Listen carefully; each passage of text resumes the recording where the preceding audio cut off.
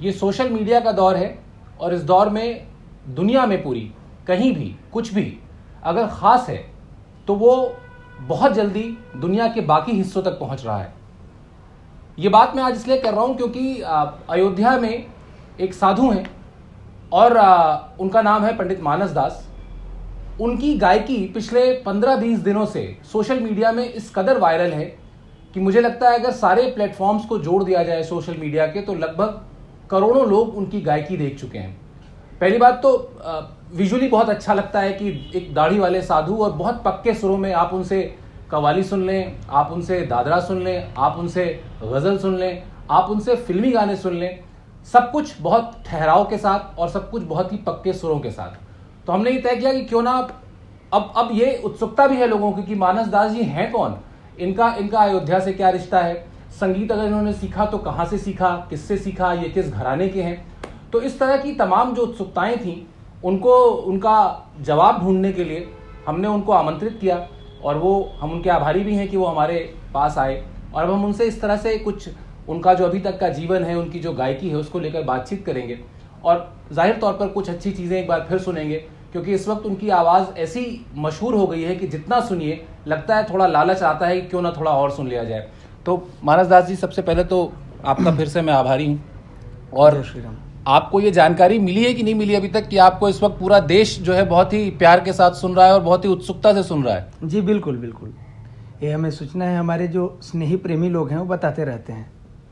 तो पहला सवाल तो मानस दास जी यही दिमाग में आ रहा है हर किसी के कि आप थे कहाँ, आप छुपे हुए कहाँ थे, कहाँ ये जो गायकी का दौर चल रहा है उसमें इतने पक्के सुरों वाला आदमी, कभी इच्छा नहीं हुई कि मैं जो है जाऊं मीडिया के सामने जाऊं या उन प्लेटफॉर्म्स पे जाऊं जहां से लोग मुझे जाने? दरअसल मैं जिन परमात्मा से संबंध रखता हूँ जी, उनके बारे में तुलसी बाबा लिखते हैं, तापस वेश विशेष उदासी। परमात्मा राम विशेष उदासी रूप धारण करके अयोध्या से जब निकले और उनके आने के बाद ही भगवती जगदम्बा पृथ्वी में समाहित हो गई, तब से अयोध्या की भूमि उदासीनता से घिरी हुई है। तो वहाँ हमारे जैसे हमसे पहले भी दिव्य और श्रेष्ठ साधु हुए जिन्होंने संगीत को सिर्फ उपासना मार्ग में उपयोग किया, उन्होंने प्रदर्शन में नहीं लाया। लेकिन मैं ये विचार किया अपने प्रबुद्ध लोगों के द्वारा सुनकर कि इसको प्रचारित और प्रसारित किया जाए, क्योंकि अयोध्या पुरी मस्तके, अयोध्या सभी पुरियों का मस्तक है और संगीत का पर्याय है। यहीं संगीत की रक्षा हुई है। आप सुने होंगे हवेली परंपरा। जी बिल्कुल बिल्कुल। तो हवेली परंपरा अपभ्रंश नाम है, वो मंदिर परंपरा उसको कहिए आप। अच्छा, हवेली परंपरा तो आधुनिक लोगों ने नाम रख दिया उसका। दरअसल विष्णु दिगंबर पलुष्कर जी का आप नाम सुने होंगे, वो हमारे अयोध्या के ही साधु थे। अच्छा, अयोध्या के साधु थे, अयोध्या में दीक्षित हुए और यहाँ उन्होंने ठाकुर जी को राग रागनी सुनाए। उनके कितने पद हैं जो कनक बिहारी जी को ठाकुर जी का नाम लेकर उन्होंने पद की रचना की है। फिर वो ग्वालियर चले गए, यहाँ से ग्वालियर गए, प्रचार प्रसार किया, अयोध्या भी आते जाते रहते थे। उन्हीं के शिष्यों की श्रृंखला में श्री राम मोहिनी शरण, श्री राम किशोर दास जी की श्रृंखला में एक साधु श्री गौरी शंकर महाराज जी के नाम से जाने गए जी, जो हमारे पूज्य गुरुदेव हुए। वो ध्रुपद के, तराने के, तिरवट के और चतुरंग के और प्रबंध गान के बहुत ही सिद्धहस्त गायक हैं इस समय। तो मैं अपनी पात्रता के अनुसार उनसे जो सीखा वही थोड़ा मोड़ा कोशिश कर रहा हूँ और बांटता हूँ, क्योंकि विद्या बांटने से बढ़ती है। और आपने कब सीखना शुरू किया? मतलब कुछ ऐसा वाकया रहा होगा जिससे आपको लगा होगा कि मुझे सीखना चाहिए संगीत? मेरा शरीर झारखंड का है, झारखंड में यूपी के बॉर्डर पे जी, मतलब ज़्यादा करीब यूपी के है वो गढ़वा। वहाँ से मैं 13-14 वर्ष की उम्र में, 14 वर्ष की उम्र में 10वीं कक्षा पास करके प्रथम श्रेणी से अयोध्या आ गया, रामायण देख करके कि वहाँ का कितना अच्छा माहौल है। लेकिन यहाँ वैसा कुछ पाया नहीं। हाँ, लेकिन संगीत का धरोहर मिला मुझे। यहाँ आने के बाद श्री हमारे जो पूज्य गुरुदेव हैं उनसे मैंने संगीत की शिक्षा ली। ध्रुपद सुरों को कैसे लगाना है, यमन में गांधार कैसे लगेगा, तोड़ी में ऋषभ कैसे लगेगा, और जैसे धेनु की आवाज़ निकलती है दरबारी में वैसा गांधार लगना चाहिए। गांधार और धैवत आंदोलित हैं। कौशी कान्हड़ा कैसे गाना है, रामकली कैसे गाना है, गुणकली कैसे गाना है, भैरवी कितने प्रकार से गाए जाते हैं, इन सबों को बृहत रूप से उन्होंने डांट करके हमें सिखाया। पहले तो डांट के भगा दिए थे, बाद में बहुत मशक्क़त से उन्होंने अपनाया क्योंकि गुरु के ऊपर है, वो गंडा बांधेगा कि स्वीकार करेगा कि नहीं सही, बिल्कुल। आपको शिष्य के रूप में। तो फिर हमने भी लगन से सीखा, क्योंकि बड़े शौक से मैंने सीखा। और फिर शिवरंजनी का मैंने 2-3 महीने अभ्यास किया, रागनी शिवरंजनी का बड़ा मन लगता था उसमें, तो उससे वैराग्य मेरे अंदर आ गया, फिर मैं साधु हो गया। थोड़ा सा शिवरंजनी सुना दीजिए इसी बात पे। दर दर दर नार ता री र ता ना रे रे रे दरा, ये शिवरंजनी का। सरे ग पद सा द प ग रे ग ग पद सा रे द सा पद ग प रे ग सा रे ध ग रे ध सा। क्या बात, ये शिवरंजनी का स्वरूप है। अगर मैं गलत नहीं हूँ तो मेरे नैना सावन भादो शायद हाँ बिल्कुल, शिवरंजनी। मिश्र शिवरंजनी में है। अच्छा, क्योंकि उसमें और रागों का छाया दिखता है। अच्छा, दूसरी चीज, जब आप झारखंड से आ गए यहाँ पर तो निश्चित तौर पर जो आपका परिवार है, आपके जो पेरेंट्स रहे होंगे, उनका किस तरह का क्या क्या वो रहा, रिएक्शन क्या रहा उनका? हमारे पिताजी बोले कि चलो एक लड़का साधु हो गया, अच्छा, लेकिन माँ का प्रेम तो आप जानते ही हैं। कुपुत्र हो जाए तो क्वचिदपि कुमाता न भवती। हमारी माँ बिलख उठी, तो हम उससे बात करते रहते हैं, आशीर्वाद लेते रहते हैं। अभी भी वो हमसे बोलती है, बाबू टीवी पे देखात रहला, अपनी भाषा में बोलती है। जी जी। तो हमने बात की, हमने कहा जी जी, तो बोली कि बहुत अच्छा लागल, चलो सामने से नहीं देख पहली टीवी पर तो देख ले ली, अभी फ़ोन की थी हमारे पास। तो बातचीत होती रहती है, आशीर्वाद लेते हैं। और सुबह मैं उठता हूँ तो सबसे पहले माँ का स्मरण करता हूँ, फिर धरती को प्रणाम करता हूँ, फिर अपने इष्ट को। और ये जो घरानों की परंपरा है, आपने इतने बड़े कलाकार का नाम लिया पलुस्कर जी का, जिनके एक से एक बढ़ के शिष्य हुए, ओंकार नाथ ठाकुर से लेकर, और वो खुद उनके खुद के पुत्र डीबी पलुस्कर, देवव्रत पलुस्कर जी। बिल्कुल बिल्कुल। हालांकि बहुत ही ये दुर्भाग्य कहा जाए संगीत का कि दोनों ही लोग बहुत कम उम्र में चल बसे, उनके बेटे भी और वो भी। बिल्कुल बिल्कुल। लेकिन ये जो घरानों की जो ये परंपरा पे अगर हम आए, जितना काम उनका है, जैसे शास्त्रीय गायकों की जो लड़ाई लड़ी है सम्मान की उन्होंने, वो अपने आप में बहुत बड़ा काम है। आप अपने घराने के बारे में थोड़ा सा बताएं। मैं बहुत विशेष बात बताना चाहूँगा। हमारे गुरु जी कहते हैं जी कि जिस स्थान पे अपने गुरु की दी हुई संगीत विद्या को बैठ करके साधक साधता है, वही उसका घराना होता है। जी, हमारे गुरु जी बता रहे थे। हस्सु हद्दू खां ने कड़क बिजली तान से ग्वालियर घराने को चमकाया, लेकिन हमारे अवध घराने में तिहाई परक और मीड़ परक गायकी है, खटका मुर्की नहीं है। यमन भाइयों के द्वारा, यमनों के द्वारा, मुस्लिम भाइयों के द्वारा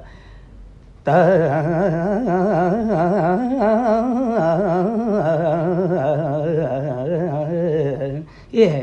लेकिन हम लोगों में क्या है, जे रे रे रे रे ना रे रे ते न रे रे ना रे रे रे ते ना रे नू। ये थोड़ा सा ध्रुपद का, हाँ, ध्रुपद अंग की गायकी है। लेकिन इसमें खटके का प्रयोग हमारे गुरुजी कर दिए। अच्छा, हमारे गुरुजी ने एक अलग अंग इसमें, दे र न तन रे तन रे नर री र तना तना, ये खटका है।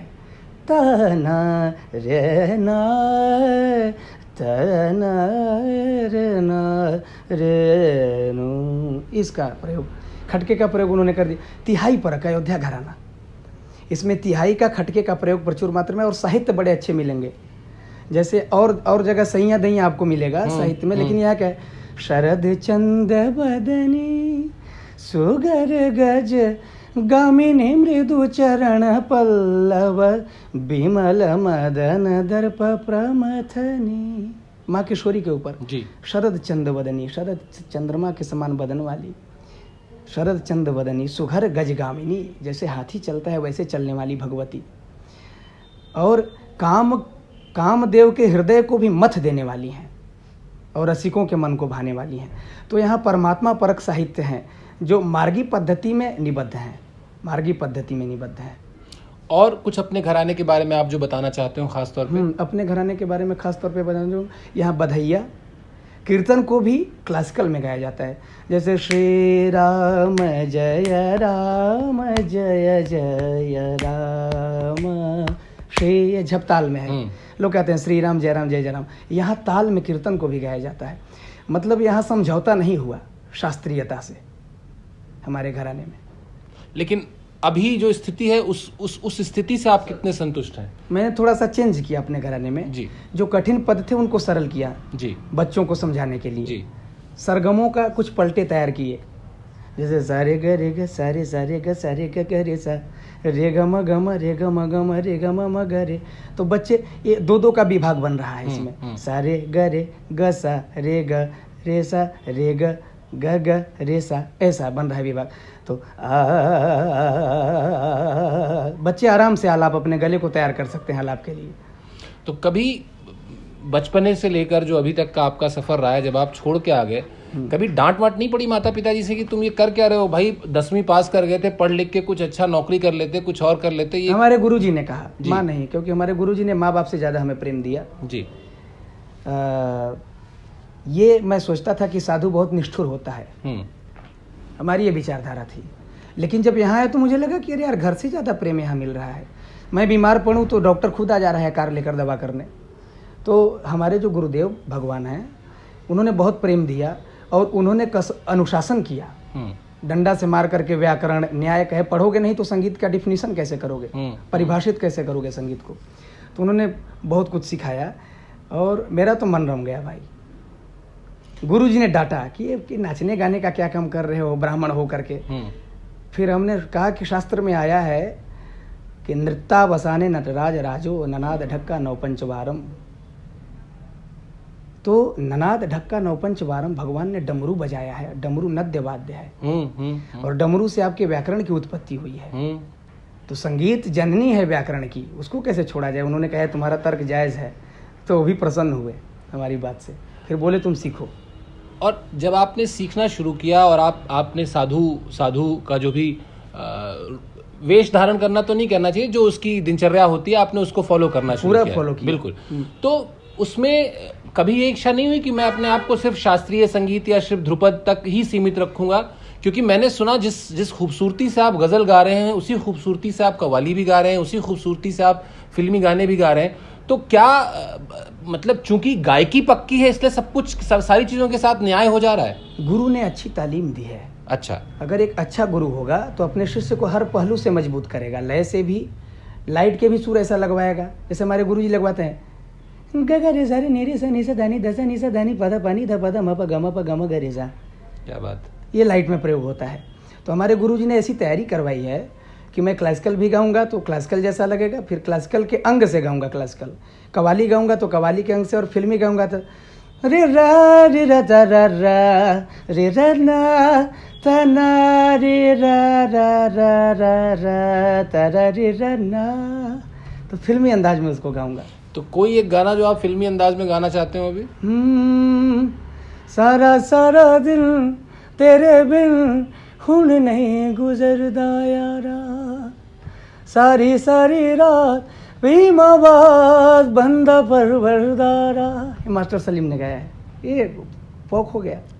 और जब गजल की तरफ जाएं तब? गजल की तरफ जाएं, होश वालों को खबर क्या बेखुदी क्या चीज़ है, इश्क कीजिए फिर समझिए जिंदगी क्या चीज़ है। गज़ल में सांसों का बड़ा प्रयोग है। किस लफ्ज़ पे कितना सांस लेना है, मोहब्बत कैसे कहना है, लफ्ज़ कैसे कहना है, हकीकत कैसे कहनी है, उसका एक अंदाज़, मतलब भाषा की शुद्धता। जो मैं उर्दू सीखने के लिए रोज़ टेम्पू से भाड़ा दे करके फैज़ाबाद तक आता था और यहाँ पर चाय पी के चला जाता था कि इसकी हवा लगे हमें। किसी से सीखता नहीं था, फैज़ाबाद तक मैं टेम्पू से आता था कि हवा लगे उर्दू की। तो सीखा आपने फिर? बिल्कुल सीखा। भानु प्रताप सिंह हैं हमारे उर्दू गुरु हैं, गाफिल गाजीपुरी हैं, 2 लोगों से मैंने तालीम ली। मेहदी हसन और बेगम अख्तर, आपको कौन ज़्यादा पसंद है? ये नहीं कहा जा सकता। ये आपने बहुत क्लिष्ट प्रश्न कर दिया, क्योंकि दोनों हमें पसंद हैं, दोनों नायाब हैं। आप वैसे ही करें, लाल और हीरे में कौन पसंद है आपको? लाल भी कीमती है, बेशकीमती, और हीरा भी। दोनों की कोई एक पसंदीदा चीज़ जो आपको लगता है कि सुनानी चाहिए? बेगम अख्तर की मैं सुना रहा हूँ। हालांकि मेहदी हसन खान साहब ने कहा था, एक बार 15 अगस्त का प्रोग्राम था और बॉर्डर पे ही कार्यक्रम रखा गया था हिंदुस्तान और पाकिस्तान के फनकारों का, तो बेगम अख्तर साहिबा को सुनकर मेहदी हसन खान साहब ने कहा कि ये नाचीज़ आपकी जूती के भी बराबर नहीं है। मेहदी हसन खान साहब, अब उनकी बातों से आप आकलन लगाइए, मैं नहीं कह रहा हूँ, मैं ये नहीं कह रहा हूँ कौन बड़ा छोटा है, ये उनकी महानता भी हो सकती है या फिर वो अपनी दृष्टि से सोचकर बोल रहे हैं। बिल्कुल। मेरे हम नफस, अभी जो वायरल हुआ है, जी जी जी, मेरे हम नवा मुझे दोस्त बन के दगा न दे, मैं हूँ दर्द इश्क में जान बलब, मुझे जिंदगी की दुआ न दे, मेरे हम नफस मेरे हम नवा। ये हो गया गजल बेगम अख्तर साहिब। और मेहदी हसन साहब का? मेहदी हसन साहब का है, अब के हम बिछड़े तो शायद, ये राग, इसके भी एक वाक्य है, वो गाड़ी से जा रहे थे, स्वरमंडल अपना कैसे थे, भूपाली राग में कुछ, दुनिया किसी के प्यार में जन्नत से कम नहीं, एक दिलरुबा है दिल में जो हूरों से कम नहीं। इस गज़ल को गाने जा रहे थे तो गाड़ी के उठक बैठक से शुद्ध दैवत जो है उतर करके कोमल धा हो गया, तो सारे ग पधा के जगह हो गया सारे ग पधा पद सारे द पद ग पद ग बगरे द सारे गरे गरे सा, भूपेश्वरी रागनी बन गई, जो कि 72 थाटों में से है, दक्षिण भारत के 72 थाटों में। ये उत्तर भारत के 10 थाटों में राग नहीं है, ये 10 थाटों में नहीं, वो 72 थाटों में से है। हनुमत तोड़ी आदि आते हैं उसमें। मैं दक्षिणी गायकी का भी ने रे ने ते रे रे ने रे रे रे ने रे ते ने रे रे ने रे रे ते रे रे ने, तो ये वहाँ श्रुतियों का गगरिसा मगरिसा निसा निरिसा निसा गगरि गरिसा निरिसा निधा निसा रिसा निसा गरिसा, तो रे को री वहाँ कहा जाता है और श्रुतिबद्ध गायकी है। तो मेहदी हसन साहब ने इसी में गाया था कि अब के हम बिछड़े तो शायद कभी ख्वाबों में मिले, जिस तरह सूखे हुए, जिस तरह सूखे हुए फूल किताबों में मिले, क्या बात है। अब के हम बिच, ये शुद्ध मत है। जो आलापचारी मेहदी हसन खान साहब की गायकी को मैंने इसलिए चुना, वो कृष्ण मत का प्रयोग करते थे और शिव मत का प्रयोग करते थे। मिले, शिव भगवान प्रलय में इसका आलाप लेते हैं,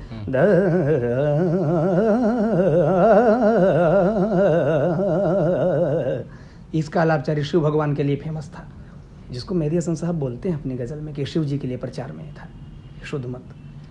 और जब आप भक्ति संगीत की तरफ आते हैं जी, जो आपकी वेशभूषा देखकर जिसको सबसे पहले लगता है कि भक्ति संगीत में तो ये जरूर पारंगत होंगे, ये बात अलग है कि आप सब में पारंगत हैं। हाँ। भक्ति संगीत में क्या कुछ गाते हैं आप, क्या कुछ आपको पसंद है ज्यादा? सूफियाना गाता हूँ जी, और भजन गाता हूँ, हर प्रकार का गाना मुझे पसंद है भाई, हर गाना पसंद है, क्योंकि जी। जो गाना है वो सुर में है और सुर ईश्वर है। तो कोई भजन, कोई कव्वाली? प्रेम भटिका मदवा पिलाई के, प्रेम भटिका, मैं अपने रंग में गाने की कोशिश करता हूँ। मदवा पिलाई के मतवारी कर देनी रे, मुझसे नैना मिलाई के, छाप तिलक सब छीनी रे, मुझसे नैना मिलाई के, खुसरो रैन सुहाग की मैं जो जागी पी के, संग तन मोरा मन पीवू की, मैं तो जागी हो मैं तो रंगी एक ही रंग है रे, मुझसे नैना मिलाई के, छाप तिलक सब छीनी रे, मुझसे नैना मिलाई के। और भक्ति संगीत में कुछ, भजन में कुछ? राम का, भीमसेन जोशी जी ने गाया। जी जी जी। राम का गुणगान करिए राम का, राम प्रभु की भद्रता का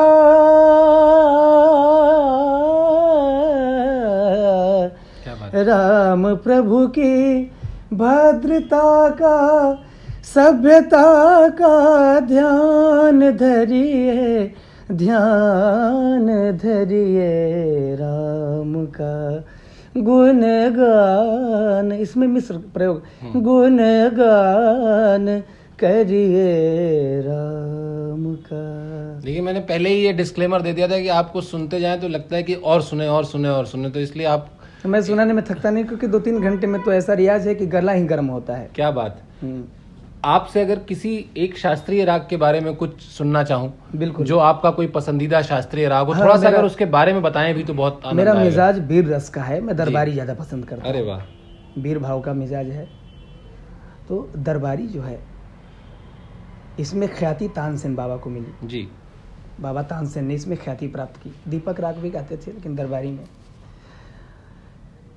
दीपक राग दुर्गा नेत्र ते प्रगट भयो, भैरव राग शंभुमुख से प्रगट, शंभुमुख ते प्रगटायो है, और केदार राग कृष्ण भगवान ने गायो और कान्हड़ा राग तानसेन ने सुनायो है। ऐसा व्याख्या आती है पुस्तकों में। तेरे रे ना दे रे ना रे ना रे दे रे। अब इसका जो गांधार है और दे रे कुछ लोग लगाते हैं, हमारे गुरुजी बताएं जे रे रे ना, जैसे गाय रंभा रही हो, ने रे गा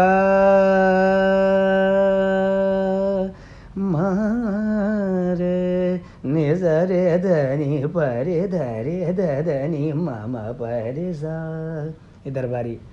गजब तेरी दुनिया मालिक, गजब तेरी दुनिया मालिक, जो जाने सो गुणी कहावे, जो बिन गुण निर्गुणी मालिक, गजब तेरी दुनिया। ददनी स ददनी मनी ददनी पम पनी मनी नि पम प ग म प ग म रे स ददनी पम म प ददनी रे सा। गजब तेरी दुनिया मालिक। ये दरबारी। कोई फिल्मी गाना दरबारी पे जो बना हो आपको याद आता हो? हाँ, बिल्कुल। सांसों की माला पे सुमरी में फिल्मी गाने। जी जी जी। इसका मध्यम सामा सामा माँ को सा मानता हूँ। सांसों की माला पे सिमरू में पी का नाम, अपने मन की मैं जानूं और पी के मन की राम। अपने मन की मैं जानूं और पी के मन की राम, सांसों की माला पे सिमरूं मैं पी का नाम, सांसों की माला पे सिमरूं मैं पी का नाम। ये जो आजकल की गायकी है मानस दास जी, जो हम देख रहे हैं, जो बॉलीवुड का गाना है, निश्चित तौर पर उसके शब्दों को लेकर एक बहुत बड़ा वर्ग है जो नाराज रहता है, आपत्ति जताता है कि गानों के बोल बहुत हल्के होते गए। लेकिन कुछ अच्छे कॉम्पोजिशंस भी आते हैं और कुछ गाने अभी भी ऐसे होते हैं जो लगता है कि नहीं यार, इसमें बहुत आराम से ठहराव के साथ संगीतकार ने जो है वो मेहनत की है। आपको कौन से ऐसे लोग हैं इस वक्त मौजूदा समय में? अरिजीत सिंह ने क्लासिकल सीखा बेसिकल, उसको लगा अरिजीत सिंह को, उन्होंने समझा कि भाई मैं नाम भले कमा सकता हूं लेकिन मुझे संतुष्टि नहीं मिल रही है, तो गए पंडित अजय चक्रवर्ती जी से उन्होंने तालीम लिया जी। एक वीडियो वायरल हुई थी, कौशिकी के साथ वो गा रहे थे। तो जो सीखे हुए लोग हैं, शंकर महादेवन हो गए, ये लोग अभी भी बुनियाद को कायम रखे हुए हैं। तो शंकर महादेवन का कुछ अगर आप सुनाएं। शंकर महादेवन का वो सुना दे रहे हैं। ज्वाला सी जलती है आंखों में जिसकी वही दार दो, दा रा रा रा रा रा रा रा रा रा रा दा दर दर दर दो दर्द अंबर पुकारे दा दे दर दा दा रे दा दा दा रा तेरा ओ देवा श्री गणेशा देवा श्री गणेशा देवा श्री गणेशा। और अरिजीत सिंह, जो बहुत गाना उनका हिट हुआ पिछले दिनों। हाँ, अरिजीत सिंह ने गाया है भीगी भीगी सड़कों पे मैं तेरा इंतजार करूं, ये गाना अच्छा लगता है। हाँ, और कौन सी ऐसी चीजें हैं जो आप जब अकेले बैठे हुए हैं और आपने व्यस्त समय से अपनी दिनचर्या से खाली बैठे हुए हैं तो गुनगुनाते हो आप, जो आपको लगता नहीं, है? जब मैं खाली बैठता हूँ तो कुछ रचनाएं करता हूँ। अच्छा, हाँ, खुद का लिखते हैं? खुद लिखता हूँ। तो वो क्या बंदिश की शक्ल में? बंदिश भी हो सकता है, उर्दू का कोई बंद भी हो सकता है। अच्छा, कोई नज्म भी हो सकता है, कोई गजल भी हो सकती है। जगजीत सिंह साहब की कोई गजल अगर आपने एक तो सुनाई, हालांकि होश वालों को खबर क्या। हाँ, उनका सुना है मैंने। हाँ, एक हाँ, कुछ और? एक बहुत ही जबरदस्त गजल उनकी लगती है।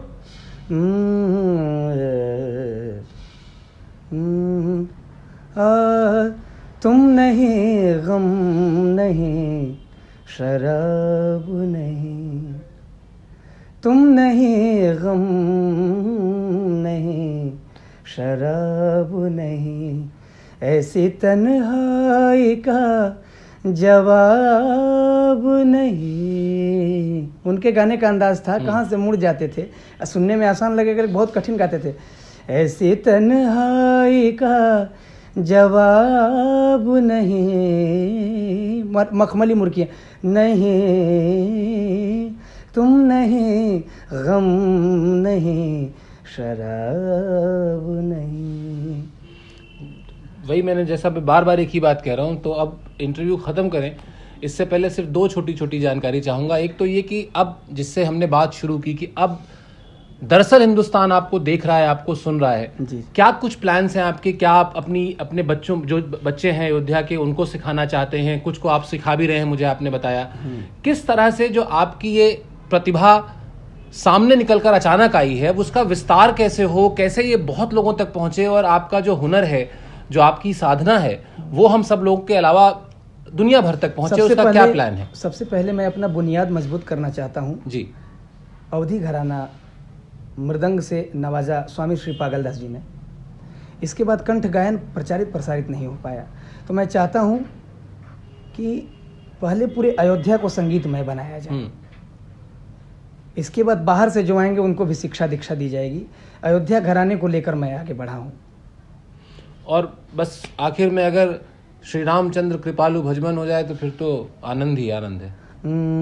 श्री रामचंद्र कृपाल भजमन हरण भव भय दारुणम नव कंज लोचन कंज मुख कर कंज पद कंजारुणम। क्या बात। श्री राम श्री राम श्री राम श्री राम, जय जय राम जय जय राम, जय जय राम जय जय राम। क्या बात है। बहुत बहुत आपका धन्यवाद एक बार फिर से। बहुत बहुत शुक्रिया। और हमारी शुभकामनाएं, हमारी संस्था की तरफ से शुभकामनाएं। आप अयोध्या में संगीत के प्रचार प्रसार को लेकर एक चीज कहना चाहूँगा। जरूर जरूर। कि राग नहीं, सुर नहीं तो असुर होगा, सुर नहीं तो असुर होगा, लय नहीं तो प्रलय होगा, आलाप नहीं तो विलाप होगा। क्या ये पूरे भारत को समझना चाहिए। बहुत बड़ी बात कही आप। जय श्री सीताराम। तो आपको शुभकामनाएं, और कहीं भी जहां हमारी जरूरत हो हम आपके लिए हाजिर हैं।